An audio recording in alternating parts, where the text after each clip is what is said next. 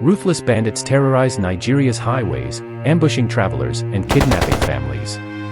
But when elite forces intervene, daring rescues and shocking twists unfold under the night sky. Watch what happened in this thrilling folktale of suspense, courage, and danger that will keep you hooked until the end. For many years, the land breathed with calm. From the quiet mornings in Abuja where the sun slid gently over clean rooftops, to the wide roads of Kwara where traders laughed as they arranged yam, kola nut, pepper, and fabric on wooden tables, life felt balanced. Families traveled safely from town to town, and the night breeze carried nothing but the scent of rain-soaked soil and soft music from distant gatherings. In the northern states, the rhythm of life was slow and peaceful. Herdsmen led cattle across golden fields, children ran barefoot in playful competition, and travelers waved to one another on free, open roads. There were stories of old fears, yes, whispers of men in the shadows from long ago, but these had become old folktales, the kind elders told only to make children sleep early. No one imagined danger could return. Until it did. At first, it was a single rumor. A bus that vanished on a lonely stretch near a dusty junction. No proof, no survivors, only silence. People dismissed it as an accident, maybe a bus that had broken down and lost network contact. But then came another story, a driver who rushed into Ilorin barefoot, trembling, saying masked men had blocked the highway and dragged passengers into the bush. Still, many doubted. No one wanted to believe that the quiet peace they enjoyed was cracking. But doubt died the day 3 roads were attacked in one night. It began with a bus from Abuja traveling toward Lokoja. Just before dawn, the road suddenly burned orange with fire. Strange figures stepped out, blocking the path. Their rifles glimmered under the moonlight. They called themselves bandits, but their actions were darker, bolder, more terrifying than anything people had imagined. Passengers were taken. Cars were stripped. Screams rose into the night, swallowed quickly by the thick forest. Then Kwara felt the same sting. A convoy of traders returning from a late market was surrounded.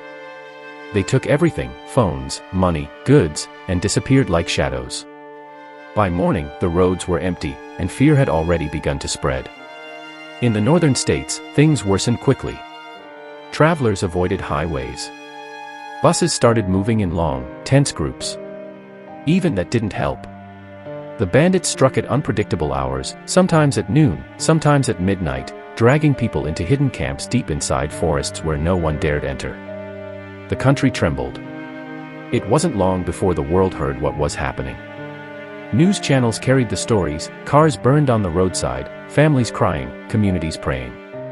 Though many nations simply watched from afar, one voice eventually echoed louder than the rest. It came from across the ocean. During a live broadcast in the alternate universe United States, President Donald Trump stood before a crowd and spoke words that shook the world. He declared that he had heard the cries of Nigerian Christians, the countless innocent people, the broken families. He said he was tired of watching violence unfold, tired of seeing children forced into fear.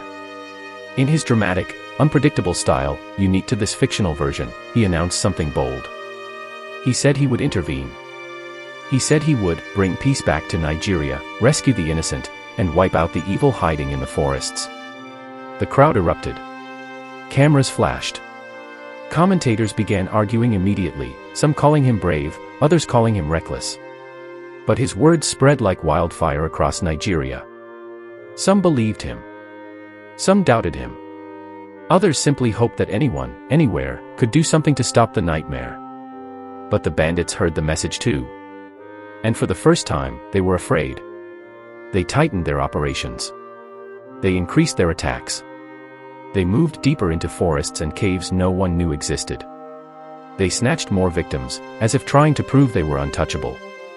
Yet deep inside their hidden strongholds, they felt something creeping toward them, something that made their leaders whisper in fear at night. Because the president's statement was not just talk.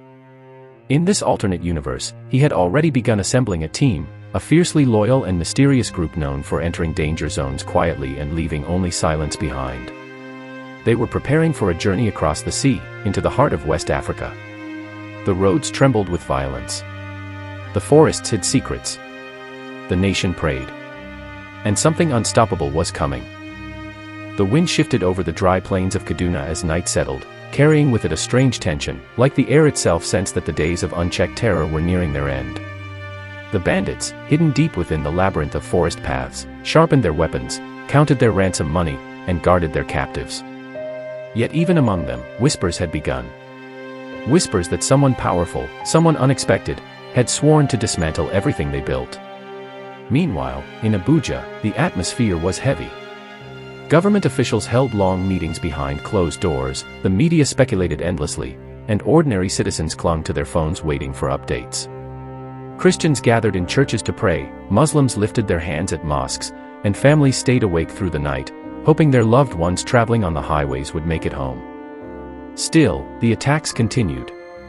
One evening, a luxury bus filled with students returning from a university event in Ilorin was ambushed near a lonely stretch of road. Headlights disappeared one by one as bandits ordered everyone out.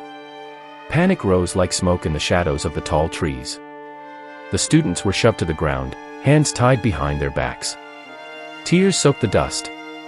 But among them was a young man named Chinedu, who had been quietly texting his location moments before the network went down.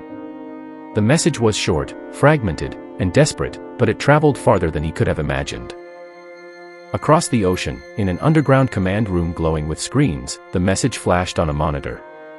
It was intercepted by the same special team the alternate universe President Trump had assembled. The team's leader, Commander Hayes, a man with a reputation so cold that even soldiers refused to speak his name, studied the coordinates. "This is it," he said. "The pattern matches. Their biggest camp is near this region. Tell the president we're moving." Back in Nigeria, an uneasy calm fell over the country. The sky over Abuja grew darker than usual, as though it anticipated a storm. Rumors spread that unidentified aircraft had been spotted flying high above the northern borders. No one could confirm it, but villagers swore they heard something slicing through the air, low and quiet. Inside the bandits' camp, torches flickered beside makeshift wooden cages holding dozens of kidnapped victims. Some prayed quietly. Some cried. Some simply stared at the ground, exhausted. Their captors laughed loudly, celebrating another successful raid, never imagining that their power was beginning to crumble. For days, President Trump had been speaking boldly in his televised addresses. He insisted that the world must not ignore Nigeria's suffering. He vowed that justice would come swiftly, and that those hiding in forests, those attacking Christians and travelers, would face consequences they did not expect. Many around the world doubted him. Others laughed. But his special team was already en route, gliding above the shifting clouds of the Atlantic, armed not with noise or threats but with stealth and precision. 3 days passed. Then, without warning, everything changed. At exactly 2:14 a.m., the bandits' main camp was jolted awake by a sound they had never heard before. It was not the boom of explosives or the roar of engines. It was something softer, like a whistle slicing the air, followed by sudden blinding blue flashes. Torches fell. Donkeys brayed in fear. Every bandit sprang to their feet, confused, grabbing rifles and shouting orders. Then the ground shook. Shadows moved through the trees, fast, silent, unstoppable. The bandits fired wildly into the night, bullets tearing through leaves and bark. But they hit nothing. The forest felt alive, like the darkness itself had turned against them. Commander Hayes and his team emerged, wearing gear that blended perfectly with the night. With calm precision, they disarmed one bandit after another, their movements clean and frighteningly efficient. One bandit managed to scream, "They're here. They're here. It's them." But by then, chaos had already erupted. The captives lifted their heads in confusion as locks snapped open. Some thought it was a dream. Some thought angels had come. Many simply froze, unable to understand how the nightmare was suddenly turning. Above them, a low humming sound echoed, the sound of an aircraft hovering invisibly behind the cover of dark clouds. Back in the United States, President Trump received a brief encrypted message on a secure tablet. He read it slowly, leaned back, and nodded. Phase 1, complete. But in Nigeria, things were only beginning. The bandits were not defeated, not yet. Some fled into deeper forests. Some regrouped on motorcycles. A few leaders, furious and humiliated, swore revenge. They sent word to their allies across the northern states that something massive was coming, and that they needed to strike first if they wanted to survive. The highways grew quieter. Fear thickened. The entire nation felt as if it was holding its breath. Because while the first rescue mission was a success, the real war, the one between the shadows and the approaching force, had only just begun. The morning after the attack on the bandits' main camp, the forests of the north were unnaturally silent. Even the birds refused to sing. Smoke drifted slowly above the treetops, carrying the scent of burnt wood, gunpowder, and fear. No one knew exactly what had happened, but rumors had begun racing across villages, towns, and cities like a bushfire in harmattan wind. Some said supernatural beings had descended. Some said the Nigerian army had used a new secret weapon. Others whispered the unbelievable, that the alternate universe American president's mysterious team had finally touched Nigerian soil. But the bandits knew the truth. And they were terrified. While many of their men had been captured or scattered into the forest, a handful of their most ruthless leaders managed to escape into the mountains. They gathered in a hidden cave lit only by lanterns, their faces twisted with rage. Maps lay spread out on the ground. Guns and machetes decorated the walls like trophies. Their commander, a scar-faced man called Karu, slammed his fist on the table. "They have embarrassed us," he growled. "They have invaded our land and freed our prisoners. Do you think we will sit and watch? No. We strike back. And this time, the whole north will shake." His followers nodded, eyes burning with fury. They began drawing new plans, roads to block, villages to target, vehicles to hijack.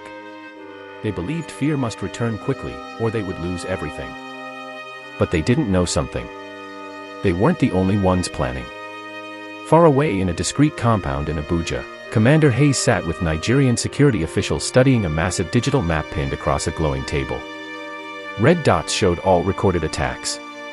Blue dots showed suspected future targets. And in the middle, pulsing faintly like a heartbeat, a green dot marked where the next operation would begin. "We rescued the captives," Hayes said. "But we haven't stopped the threat. They're reorganizing. They want revenge. We must move before they do." A Nigerian officer leaned forward. "How many of them escaped?" "Enough," Hayes replied. "And they have riders, weapons, and knowledge of the terrain." Before another word was spoken, alarms blared on the wall. A live feed flickered onto the screen, motorcycles speeding through a remote part of Niger State, guns raised, dust spiraling behind them. The bandits were mobilizing. In that very moment, a family traveling from Kaduna to Minna found themselves in grave danger. Their car slowed as they approached a lonely stretch of road surrounded by tall grass.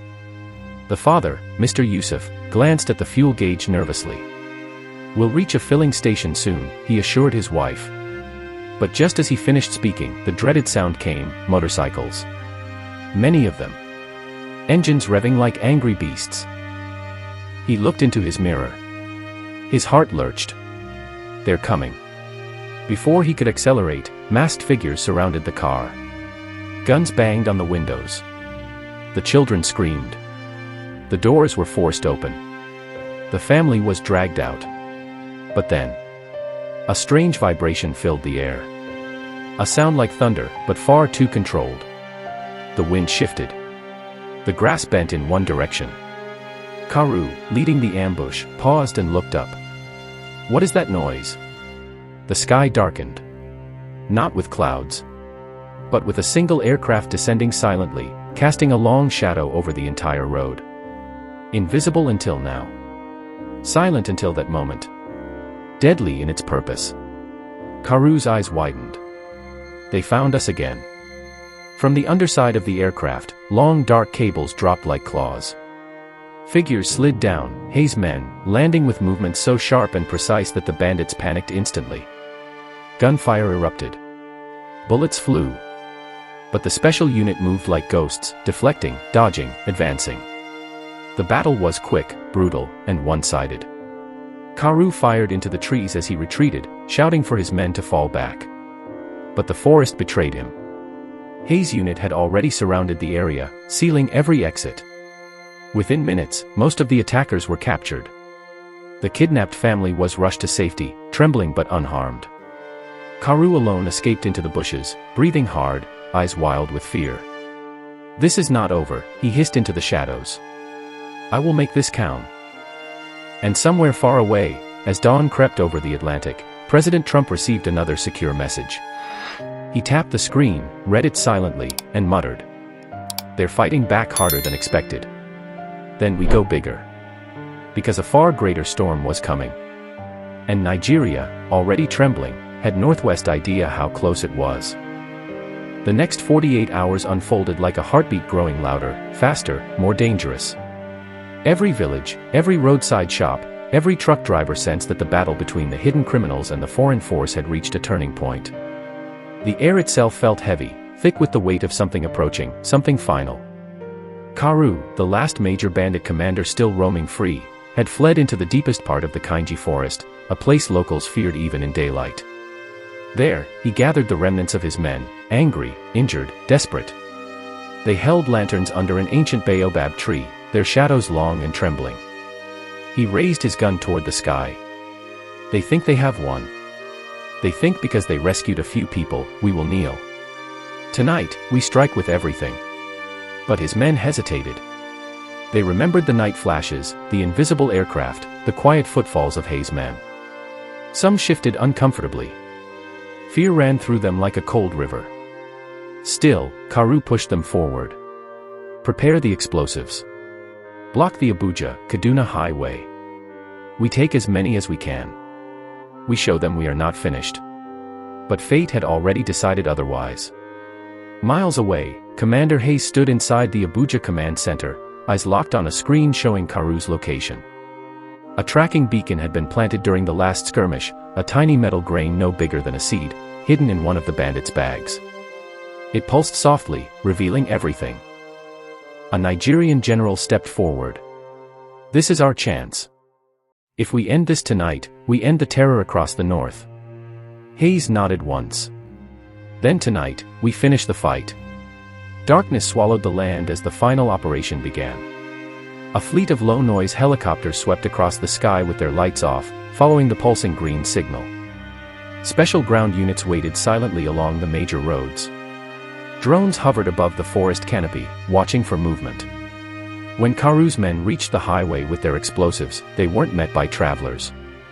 They were met by silence. Too much silence. One bandit whispered, "Something is wrong." Then, suddenly, the entire highway lit up with white beams from every direction. Soldiers emerged from behind abandoned trucks. Drones descended in synchronized formation. And Hayes himself stepped forward, his voice cutting through the night. "Karu. It's over." Panic crushed the bandits instantly. Some dropped their weapons. Others ran. But there was nowhere to hide. The special forces closed in with precision. Explosives were disarmed. Guns were seized. The forest echoed with surrender after surrender. Karu, refusing to accept defeat, fired wildly and sprinted toward the trees. He ran until his breath tore through his chest. He stumbled through roots and thorns, desperate to disappear. But as he reached a cliff overlooking a river, he stopped. Hayes was already there, standing quietly, as if he had been. Karu's weapon shook in his hand. "You think you've won? Another will rise. This land will never know peace." Hayes stepped closer. "Not tonight." Karu lunged. But Hayes moved first. The struggle was brief, fierce, and final. Moments later, Karu fell, defeated at last, his reign of terror swallowed by the dark river below. The news spread across Nigeria before sunrise. Roads were reopening. Hostages were being reunited with their families. Camps were dismantled. Weapons were seized. For the first time in months, people slept without fear. Back in the United States, the alternate universe President Trump stood before reporters. His voice was calm, not celebratory, but relieved. Nigeria is safe again. Innocent lives are protected. The bandit terror has been dismantled. Peace has returned. In Nigeria, crowds filled churches, mosques, and streets, giving thanks in loud voices. Mothers hugged their freed children. Drivers honked as they passed newly secured highways. Traders reopened shops. Farmers returned to their fields. And for the first time in a long while, dawn rose without dread. Peace returned the same way it had once existed, quietly, beautifully, like a familiar friend coming home after a long journey. The forests breathed again. The roads became free again. And the nation, scarred but standing, welcomed a new beginning. We'll be stopping here. If you find this story interesting, kindly like, subscribe to get more interesting stories. Lee.